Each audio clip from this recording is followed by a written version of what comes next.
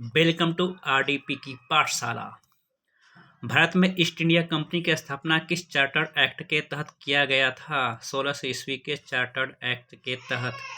Regulating act 1773 के तहत कोलकाता में उच्चतम न्यायालय की स्थापना कब की गई? 1774 ईस्वी में।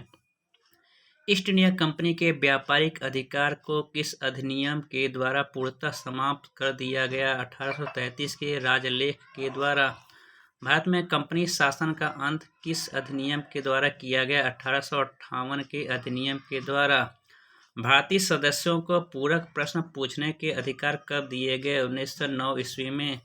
केंद्र में द्विसदनीय व्यवस्था किस अधिनियम के द्वारा किया गया? भारत सरकार अधिनियम 1919 के द्वारा। क्रिप्स मिशन को किसने उत्तर दिनांकित चेक कहा? महात्मा गांधी ने। 1937 के चुनाव में कांग्रेस ने कुल कितने प्रांतों में सरकार बनाई? 8। 5 में पूर्ण सरकार और 3 में मिलीजुली सरकार। भारतीय संविधान में कुल कितनी महिला सदस्य थी? 15।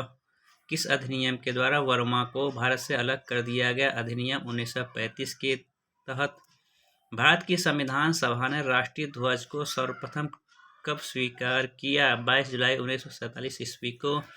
किस अधिनियम के द्वारा भारतीय विधान परिषद को बजट पर बहस करने की शक्ति प्रदान की गई? भारतीय परिषद अधिनियम 1892।